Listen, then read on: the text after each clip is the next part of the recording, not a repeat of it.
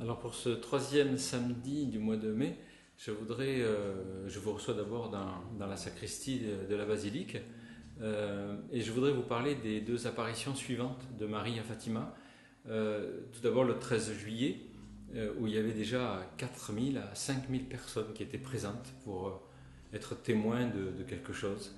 Et à l'heure dite, vers midi, ça se passe toujours un petit peu pareil. Il y a une espèce de luminosité, comme un éclair, qui prévient du début de l'apparition. Et on voit une espèce de petit brouillard, un petit nuage au-dessus de l'arbuste du chêne vert sur lequel se pose délicatement la Vierge Marie. Tout de suite, avec Lucie, s'instaure un dialogue. Et le message, revient toujours. Et là, c'est à chaque apparition que la Vierge insiste sur le fait qu'il faut réciter notre chapelet tous les jours. Elle insiste auprès des enfants. Elle dit que 1917, c'est en pleine guerre, Première Guerre mondiale, et elle insiste qu'il faut prier le chapelet pour la paix et pour la fin de la guerre. Et elle dit aussi, elle insiste souvent dans ses apparitions, sacrifiez-vous pour les pécheurs, et dites souvent, ô Jésus, c'est par amour pour vous, pour la conversion des pécheurs et en réparation pour les péchés commis contre le cœur immaculé de Marie. Chaque fois qu'on fait un petit sacrifice, chaque fois qu'on offre quelque chose à Jésus, lui dire cette petite prière.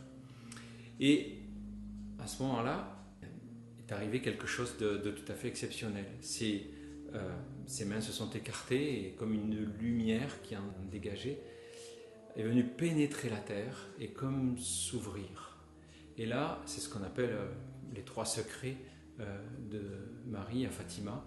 La première, ça a été la vision de l'enfer.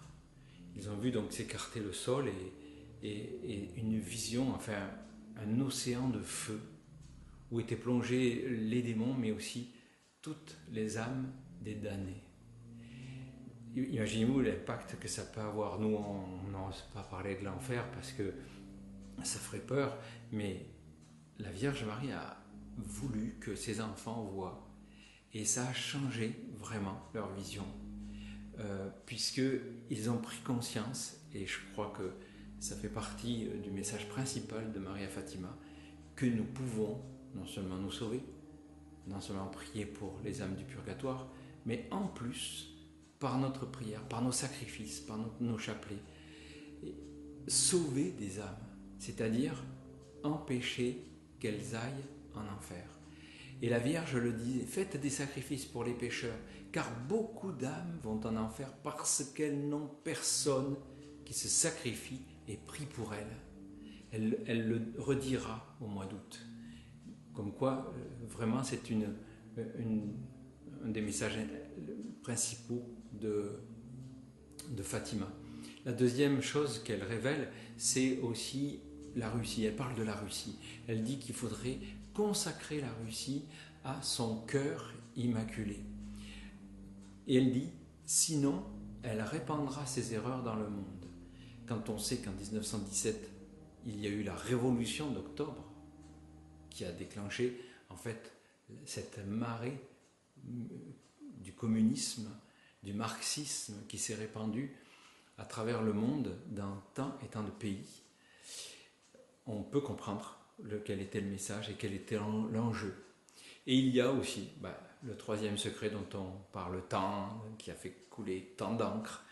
En fait, Jean-Paul II, après son attentat, le 13 mai 1981, a désiré le révéler au monde.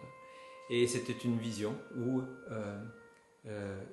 il y avait un évêque en blanc, précise la vision, en blanc, qui, après avoir traversé une ville en ruine, enjambant des cadavres çà et là, était monté sur une haute montagne avec d'autres prêtres, d'autres évêques.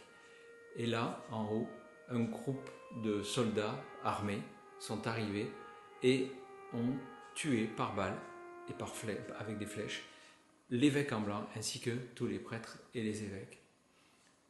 Le pape Jean-Paul II avait désiré, puisque l'attentat lui permettait de faire la relation.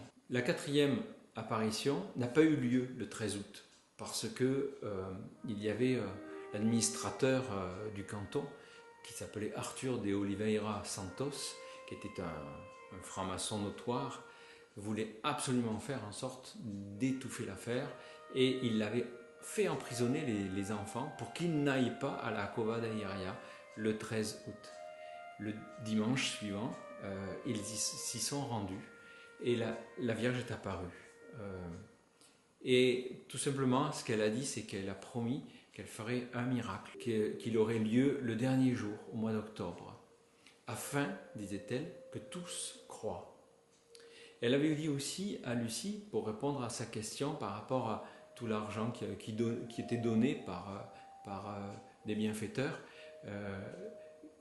elle avait dit: faites des brancards de procession et le reste aidera à la construction d'une chapelle. Et elle avait réinsisté encore: faites des sacrifices pour les pécheurs.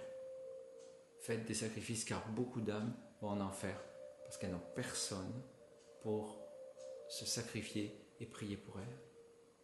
C'est un message qu'on peut considérer quand même, hein.